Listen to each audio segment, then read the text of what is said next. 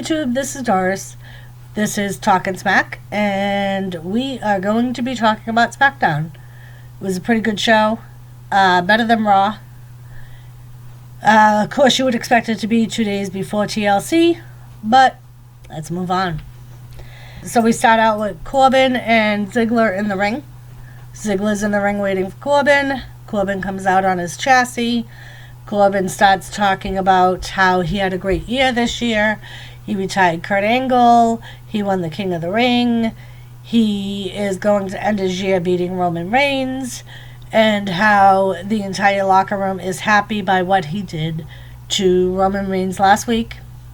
This brings out the New Day, Big E and Kofi Kingston. And Kofi Kingston comes out and talks about how Corbin or Ziggler shouldn't be speaking for the locker room. That what he found Corbin doing last week to Roman Reigns was he found it to be very disrespectful, and how he had a better year than Corbin did. He won the championship, and Corbin says how he won the championship only to lose it to Brock Lesnar in 7 seconds. And Kofi jokingly says, actually it was 8. And at least I won a title this year. And then says how when he lost the title, he didn't go in a corner and cry. He didn't complain. He picked himself up and won the tag team champions with Big E. And then Corbin starts mouthing off. Kofi slaps him. And this leads to challenging for a match. And Corbin says how he is going to embarrass Kofi just like he did last week to Roman Reigns. So then we follow Corbin and Ziggler out back. They go into their dressing room to find some of Corbin's security guards knocked out. They're walking around going, what happened? What could have happened? We all know what happened, but, that was another thing Corbin had talked about all week. Everyone's been talking about Roman Reigns being unchained tonight to get his revenge, and so that leads to the security being knocked up. Throughout the show, they show them backstage. Wherever they go, their security's out cold. They find them laying on the floor. Slowly and slowly, they kind of all get taken out. Then we go back to the ring. And they say how tonight The Miz is going to be interviewed by Renee Young. And they do a recap of the Bray Wyatt Miz situation from last week. And then in the ring we have Fire and Desire. They're going to have a tag team match against Alexa and Nikki. And that was kind of okay. They started the match out, Fire and Desire in the ring. They would do an interview with Bliss and Nikki out back. Fire and Desire run through the curtain and attack them. The fight leads out to the ring. You got all 4 women fighting. The refs come out, break it up. They get them into the ring to start the match. It was kind of back and forth. And then it ended up that Bliss takes out Rose, and Nikki ends up pinning Deville. Sami Zayn is in the back, and he meets up with Heavy Machinery. Otis says that he picked Sami for his Secret Santa, and he has this big thing, and he tells Sami it's for him. Sami opens it, and it's a ham. A cooked ham. Anybody who watches wrestling or knows a little bit about Sami Zayn knows Sami Zayn is a vegan.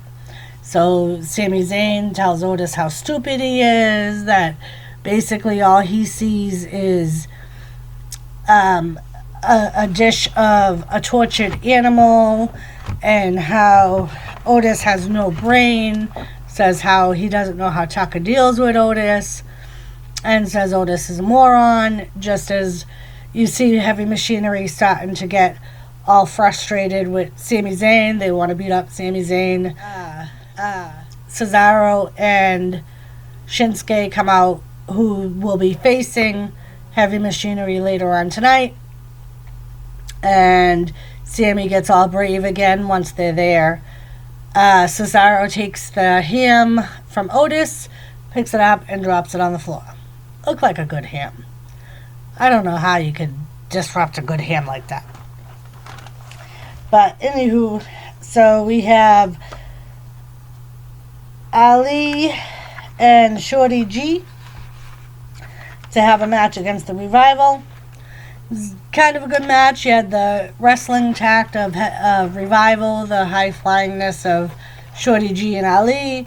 But of course, we know that the Revival are winning. The ending was cool. Ali had jumped off the top right into the Shatter Machine.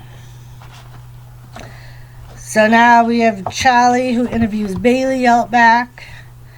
And she talks about Lacey Evans. And Bayley says how she doesn't care what anyone thinks of her, including the universe. That she's the champ, and the only one that she trusts is Sasha Banks. Sasha Banks is out recording a rap album, apparently. And in the middle of the interview, you hear Elias playing his song. Bayley goes over, starts yelling at him, saying he's being disrespectful. She's his champ. She's over there doing an interview. And Elias says he picked Bayley for a Secret Santa and that he decided to give her a song. Talks about how stupid she looks with her new haircut and how she is basically looks like a boy. Dana Brooke is beside him and is laughing. Bayley challenges Dana Brooke to a match, and they go out to the ring. Of course, we all know Bayley quickly gets the upper hand, and she basically, it wasn't too long of a match. She basically slams, they went back and forth a little bit, but not much. She slams Dana's face into the mat to get the pin. And then they do another recap of The Miz and Wyatt. And they do a Sheamus promo of his return. And now we go for the big awaited Miz interview at his house. Basically, he's talking about Bray Wyatt and TLC. Right shortly into the start of the interview, Maurice starts screaming for Miz. Miz runs over. She's got an iPad hooked up in Monroe's room, and it's pointed down into Monroe's crib. And you see Monroe on the iPad surrounded by the puppets of the Playhouse. And Miz freaks out. They both go running up the stairs into Monroe's room. And in all that's in Monroe's crib is a weird-looking doll with Monroe. They take Monroe. Miz yells at Maurice, "Where did she get this doll?" Maurice is like, I don't know. And they basically kick all the cameras out of the house. As soon as we go back to the arena, the funhouse starts, and you have Bray Wyatt up on the screen with a doll exactly like the one that was in Monroe's crib. And he talks about the family and all that good, happy stuff. And then we have the Heavy Machinery match. The match went back and forth a little bit. Shinsuke and Cesaro ended up winning the match.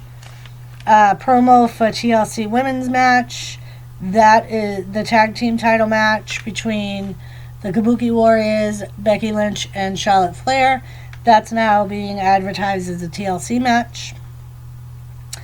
And you see Corbin, he ends up finding what we're told is the rest of his security team. And he tells Ziggler to go make the call and tell them that we need help. And next, they do an ad for the next Steve Austin Broken Skull. That's going to be Goldberg. They do a ad for the men's tag team titles at TLC. That's going to be a ladder match. And then we have Ziggler and Corbin going out to the ring. All of a sudden, they have 8 more security guards with them. Where they came from, I don't know.